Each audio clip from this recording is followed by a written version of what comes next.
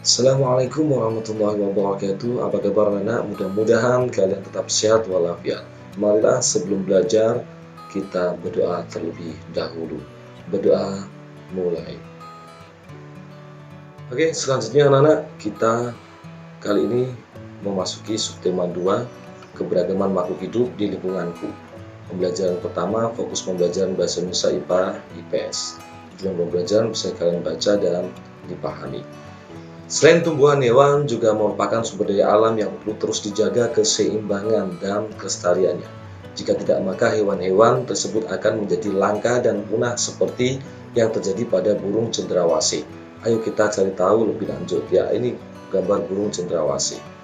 Setelah kalian membaca teks tentang burung cendrawasih, ya, burung cendrawasih disebut juga sebagai burung surga. Lalu kita mencoba menjawab. Dan ini Pak Guru membantu menjawab untuk mempermudah pemahaman kalian.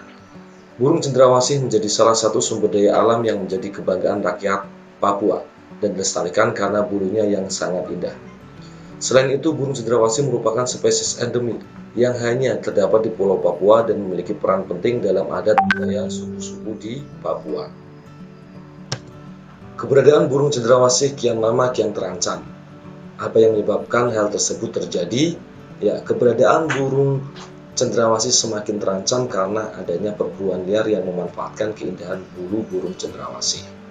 Apa yang bisa dilakukan untuk menjaga kelestarian burung cendrawasih? Yang bisa dilakukan yaitu yang pertama melestarikan habitat burung cendrawasih. Yang kedua, menindak pelaku perburuan burung cendrawasih. Yang ketiga, melakukan penangkaran burung cendrawasih. Bagaimana kaitan antara perilaku manusia dengan kelangkaan burung cendrawasih? Deskripsikan. Burung cendrawasih tidak akan punah jika manusia tidak memburu burung cendrawasih. Maka, perilaku manusia sangat berkaitan dengan burung cendrawasih. Untuk mempertahankan burung cendrawasih, dibuka Suaka Marga Satwa untuk melindungi hewan-hewan yang punah. Manusia harus selalu bekerja sama untuk melindungi dan melestarikan hewan-hewan yang punah. Bagaimana pendapatmu tentang perilaku manusia tersebut? Perilaku tersebut adalah perilaku yang buruk dan tidak boleh dicontoh. Sang makhluk hidup, manusia, seharusnya bisa saling melindungi.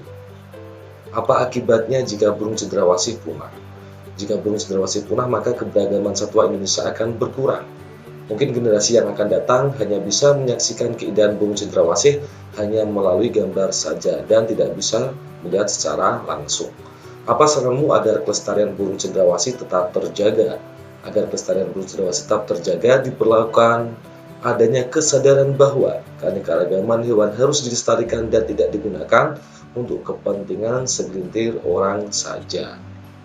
Selain cendrawasih, masih banyak hewan lainnya yang harus kita lindungi di sekitarmu. Tentunya banyak hewan yang menarik perhatianmu. Contoh di Bali anak-anak, jalak yang di Bali juga dilindungi. Ya, seperti itu. Jalak Bali dilindungi. Ayo membaca. Ya, setelah kalian membaca tentang kupu-kupu, ulat, ya, kemudian kita coba menjawab, ya, tahukah kamu manfaat kupu-kupu? Kupu-kupu membantu penyerbukan tanaman. Hal ini tentunya bermanfaat untuk kelestarian tanaman tersebut. Bersama temanmu, jawablah pertanyaan berikut. Apa akibatnya apabila kupu-kupu punah? Jika kupu-kupu punah, maka kelestarian tanaman juga terganggu karena berkurangnya hewan yang membantu penyerbukan tanaman. Apa yang bisa kamu lakukan untuk melindungi kupu-kupu? Untuk melindungi kupu-kupu dapat dilakukan dengan cara menjaga kelestarian dengan tidak memanfaatkan kupu-kupu sebagai barang hiasan. Yang ketiga, di mana kupu-kupu hidup? Jelaskan. Kupu-kupu hidup di dataran tinggi dan di dataran rendah atau di daerah yang banyak terdapat tanaman berbunga. Ya, ayo berkreasi. Kamu telah mengerti tentang manfaat penting hewan bagi keseimbangan lingkungan. Nah, sekarang kamu bisa ikut berperan serta untuk menjaga kelestarian hewan dengan membuat poster, ya.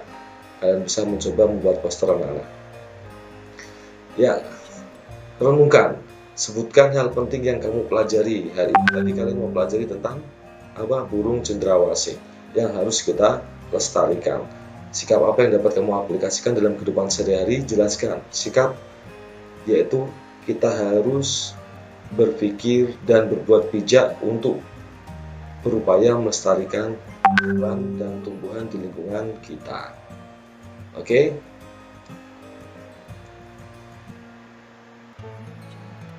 Selanjutnya kita belajar pembelajaran 2, fokus pembelajaran PPKN dan SPDB. Tujuan pembelajaran bisa kalian baca dan dipahami. Apakah kamu punya hewan peliharaan? Apa yang harus kita lakukan terhadap hewan peliharaan kita? Dayu mempunyai hewan peliharaan. Ayo kita baca cerita Dayu. Ya, kalian baca. Jelas Dayu mempunyai hewan peliharaan kucing. Ya, setelah kalian baca, Pak Guru bantu menjawab pertanyaan. Berdasarkan teks di atas, diskusikan pertanyaan berikut. Yang pertama, hewan apa yang dipelihara Dayu? Hewan yang dipelihara Dayu ya adalah kucing. Bagaimana perasaan Dayu ketika memelihara hewan peliharaan? Dayu merasa senang sekali ketika suatu hari ibu memberinya izin untuk memelihara seekor kucing. Apa yang dilakukan Dayu terhadap hewan peliharaannya? Dayu memberi makan, membersihkan kotoran, dan membersihkan keranjang tidur si Mungil. Ya, si Mungil itu nama kucingnya. Yang keempat, apakah Dayu sudah mendapatkan haknya? Jelaskan. Dayu sudah mendapatkan haknya, yaitu memelihara kucing. Ya, jadi boleh memelihara kucing. Yang kelima, apakah Dayu sudah melaksanakan kewajibannya? Ya, Dayu melaksanakan kewajibannya dengan memberi makan, membersihkan kotoran, dan membersihkan keranjang tidur si Mungil. Yang keenam, apakah Dayu sudah melaksanakan hak dan kewajibannya secara seimbang? Sudah. Karena apa? Dayu mendapatkan haknya untuk memelihara kucing dan melaksanakan kewajibannya, yaitu memberi makan, membersihkan kotoran, dan membersihkan keranjang tidur si Mungil. Kalau kalian mempunyai hewan peliharaan, harus benar-benar dijaga, anak-anak ya. Kemudian, sampaikan hasilnya di depan kelas. Tulislah hak dan kewajiban kita terhadap hewan peliharaan. Tulis hak kamu ketika memelihara hewan. Tulis kewajibanmu ketika memelihara hewan. Ini Pak Guru persingkat. Bermain dengan hewan peliharaan, memberi makan dan minum hewan peliharaan, mendapatkan hiburan dan hewan peliharaan, kewajiban membersihkan dan memandikan binatang peliharaan. H. Hilang dari rasa kesepian, kewajiban memberi dan membersihkan kandang. Memberi makan dan membersihkan kandang hewan peliharaan. Tulis dampak jika kamu melaksanakan kewajiban terhadap hewan peliharaan. Kewajiban memberi makan, dampak bagi hewan, kesehatannya akan terjaga. Dampak bagi lingkungan sekitar, lingkungan menjadi bersih, tidak kotor. Kewajiban merawat, dampak bagi hewan bertahan hidup lebih lama, lingkungan tidak bau. Kewajiban memberi kasih sayang, hewan menjadi ceria, hewan tidak mengganggu lingkungan. Membersihkan kandang, hewan menjadi bersih, lingkungan menjadi sehat. Ya, tulislah dampak jika kamu tidak melaksanakan kewajiban. Memberi makan, dampak bagi hewan, hewan bisa sakit bahkan mati. Berisi karena hewan kelaparan, dampak bagi lingkungan sekitar. Ya, membersihkan kandang dan kotoran. Kewajiban, dampak bagi hewan, hewan bisa stres, akan mengeluarkan bau tak sedap. Membersihkan tubuh hewan, hewan tidak bisa jinak, lingkungan akan kotor. Ketika kita mempunyai hewan peliharaan, kita wajib merawatnya. Ketika kita merawatnya dengan baik, akan membuat hewan peliharaan kita sehat. Misalkan memberi makan, membersihkan, memberikan tempat yang bersih, mengobati jika sakit, dan menyayanginya. Bayangkan jika hewan peliharaan kita kotor, pasti akan mengganggu lingkungan. Karena ini matematika, lalu kita lewati anak-anak. Kita ke SBDB. Ayo berkreasi, amati mozaik berikut. Ya, ini terbuat dari biji-bijian. Apa itu mozaik? Mozaik merupakan karya seni rupa 2 atau 3 dimensi. Mozaik ini menggunakan bahan dari keping-keping yang dipotong-potong atau utuh, misalkan biji-bijian. Ya. Yang kedua, bagaimana teknik membuatnya? Teknik membuatnya dengan ditempel dengan lem pada bidang datar. Hal-hal apa saja yang perlu diperhatikan saat membuat mozaik? Yang perlu diperhatikan adalah pada saat pengerjaan mozaik ini diperlukan kesabaran dan ketelitian guna mendapatkan hal yang bagus. Karena proses penempelan kertas cukup memerlukan waktu yang cukup lama. Untuk pembelajaran awal tepat dilakukan dengan cara ketika pemotongan kertas dapat menggunakan potongan kertas yang ukuran potongannya tidak terlalu kecil. Selain itu dapat dilakukan dengan memisahkan warna kertas. Diamkan potongan kertas dengan warna yang terpisah. Hal ini dapat memudahkan siswa dalam mengerjakan mozaiknya. Dalam diskusimu, tentu teman-temanmu berbeda dari hal ide dan cara pandang. Apakah hal itu memperkaya dari kelompok kamu? Tulis hasil yang kamu dapatkan ketika berdiskusi dengan temanmu. Mozaik merupakan karya seni rupa 2 atau 3 dimensi. Mozaik ini menggunakan bahan dari keping-keping yang dipotong-potong atau utuh, misalkan biji-bijian. Teknik membuatnya dengan ditempel lem pada bidang datar. Bahan-bahan yang bisa digunakan untuk mozaik adalah kertas tebal, daun, biji-bijian, kepingan kaca, pecahan keramik, dan lain-lain. Pada umumnya mozaik tidak diwarnai. Membuat mozaik mengkreasikan komposisi, warna, dan bahan-bahan yang ditempel. Mozaik merupakan karya seni rupa di mana dimensi mozaik ini menggunakan bahan dari keping-keping yang dipotong-potong atau utuh, misalkan biji-bijian. Ya, pahami ini anak-anak. Ya, ini kalian bisa mencoba di rumah. Ya, ini cara menggambarnya. Ya, renungkan nilai-nilai apa yang kamu pelajari hari ini. Ya, kalian tadi sudah belajar tentang pemeliharaan, ya, merawat hewan peliharaan. Ya, terus kalian sudah belajar tentang mozaik juga. Ya, selanjutnya kita akan belajar di pembelajaran ketiga. Oke, anak-anak. Buku paket ini tidak ada jawabannya, jadi Pak Guru mencoba membantu menjawab kalian untuk mempermudah belajar. Jadi kalau untuk teksnya bisa kalian baca untuk mempersingkat waktu, ya. Fokus pembelajaran pada pembelajaran 3 yaitu IPA Bahasa dan Bahasa Indonesia. Sebelumnya kita telah belajar tentang keragaman hewan yang ada di Indonesia. Sekarang kita tingkatkan kesehatan kita dengan berolahraga lompat seperti kata yuk, ya. Ini lompat kata. Biasanya ini dipraktekkan dalam pelajaran olahraga. Apa keterampilan yang diperlukan dalam permainan lompat kata? Ya, gerak melompat.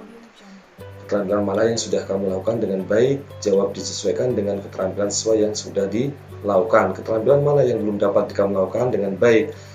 Disesuaikan dengan keterampilan sesuai yang sudah dilakukan. Apa rencanamu untuk masa yang akan datang agar keterampilan tersebut lebih baik lagi? Berlatih dengan sungguh-sungguh agar ke depan bisa lebih baik dari sebelumnya. Ini pelajaran penjelasan anak. Bagaimanakah perasaanmu setelah bermain lompat kata? Otomatis perasaannya yaitu senang, gembira, ya. Karena apa? Kita bisa mempraktekkan bersama teman-teman. Ya, ini Pak Guru cuma mengulas sedikit karena pelajaran penjas berdiri sendiri. Ayo berdiskusi. Rumah Edo banyak ditumbuhi beraneka ragam pohon, banyak serangga dan burung yang berdatangan. Hal ini Edo menuju halaman untuk mengamati burung. Suatu hari ketika Edo sedang asyik melihat burung-burung tersebut, tiba-tiba Edo dikagetkan oleh suara seekor burung yang terjatuh tidak jauh dari pohon. Edo menghampirinya. Ternyata burung itu adalah burung merpati yang mengalami luka pada sayapnya. Edo menduga burung merpati itu terkena tembakan pemburu. Ya, Edo merawatnya dengan kasih sayang. Sambil merawat, Edo mengamati bagian-bagian tubuh burung yang terluka. Ya, bagian pertama untuk mengambil paruh, ini untuk mengambil makanan. Ya, paruh burung sesuai dengan jenis makanan. Jadi berbeda-beda kalau paruh burung, kalian bisa mengamati. Bagian tubuh, paruh. Yang pertama, untuk mengambil makanan, paruh burung sesuai dengan jenis makanannya. Yang kedua, sayap untuk bergerak terbang. Burung terbang dengan cara mengepakkan sayapnya. Ekor, menjaga keseimbangan burung saat terbang. Berarti ekor ini untuk menjaga keseimbangan. Yang keempat, cakar. Ini cakar anak-anak. Untuk mencengkeram mangsanya, burung elang. Dan untuk bertengger di dahan pohon, burung pipit. Yang kelima, mata. Untuk melihat benda-benda di sekitar. Ya, yang kelima.